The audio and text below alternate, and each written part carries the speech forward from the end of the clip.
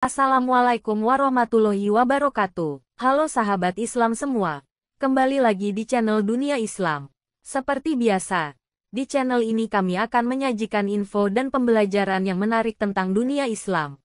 Jadi, jangan lupa untuk like, share dan subscribe channel ini untuk mendapatkan update terbaru seputar dunia Islam.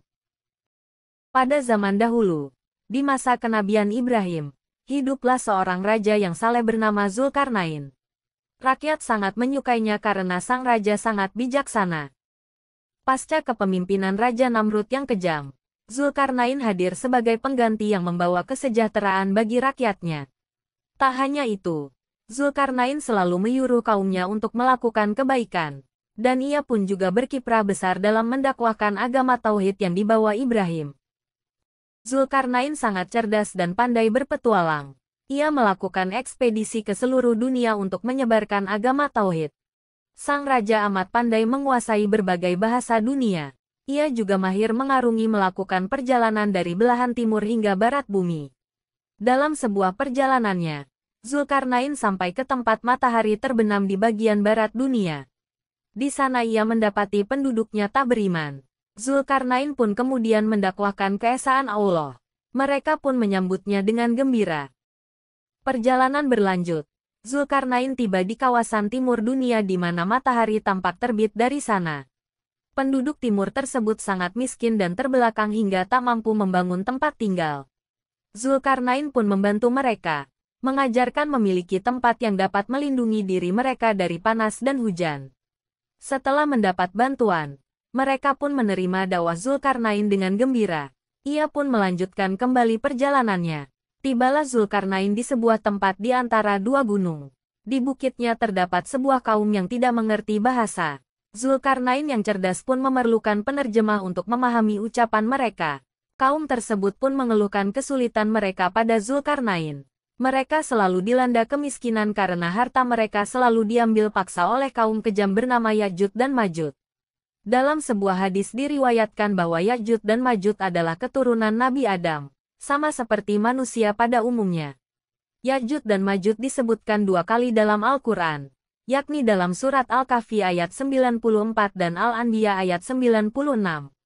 Mereka berkata, "Hai Zulkarnain, sesungguhnya Ya'juj dan Ma'juj itu orang-orang yang membuat kerusakan di muka bumi. Maka dapatlah kami memberikan sesuatu pembayaran kepadamu, supaya kamu membuat dinding antara kami dan mereka." Al-Kahfi ayat 94. Sedangkan firman Allah dalam Al-Anbiya ayat 96 berbunyi, "Hingga apabila dibukakan tembok Ya'juj dan Ma'juj dan mereka turun dengan cepat dari seluruh tempat yang tinggi." Ayat dalam surat Al-Kahfi dan Al-Anbiya tersebut mengungkapkan bahwa janji Allah benar-benar nyata bahwa keluarnya Ya'juj dan Ma'juj sebagai tanda kiamat sudah dekat. Kemunculan Ya'juj dan Ma'juj di muka bumi berperan menciptakan kekacauan dan kerusakan dengan takdir yang telah ditetapkan Allah. Meski sama-sama keturunan Nabi Adam, Ya'juj dan Ma'juj berbeda dari manusia kebanyakan. Ya'juj dan Ma'juj memiliki ciri khas yang di luar nalar, misalnya seperti sifat jahat serakah, suka menghasut, kejam, dan licik. Mereka tidak memedulikan keberadaan manusia lainnya, karena yang ada dalam pikirannya hanya ingin menguasai dan merusak segala hal di muka bumi. Seluruh sumber daya alam, tumbuhan, tanah, dan kekayaan lainnya harus ditaklukkannya. Oleh karena itu, mereka tidak mengenal ibadah, karena semua waktunya habis untuk mengumpulkan kekayaan. Dari segi fisik, dalam hadis riwayat Imam Ahmad disebutkan bahwa Ya'juj dan Ma'juj berwajah lebar, matanya sipit, berhidung kecil, ada warna putih di rambut atas, dan wajahnya seperti perisai. Keberadaan Ya'juj dan Ma'juj sudah ada sebelum masa Rasulullah dan berhubungan dengan kisah Nabi Isa. Diceritakan pada masa Nabi Nuh sebelum wafat, semua anaknya dipanggil oleh Nabi Sulaiman. Namun ada Ham dan Yafits yang tidak keluar, di mana Yafits memilih untuk berhubungan intim dengan istrinya. Karena hal itu, Allah menurunkan ganjaran kepada Yafits dan istrinya, yang dikaruniai anak bernama Sanaf. Ketika sudah besar, Sanaf memiliki keganjilan, yaitu tidak tumbuh seperti manusia normal. Keturunan Sanaf itulah yang melahirkan kaum Ya'juj dan Ma'juj, Mereka memiliki nafsu makan tidak normal hingga mengakibatkan krisis pangan dan air di sekitarnya. Ya'juj dan Ma'juj memilih mengisolasi diri di suatu celah gunung, tetapi akan tetap keluar secara bersama-sama ketika merasa haus dan lapar.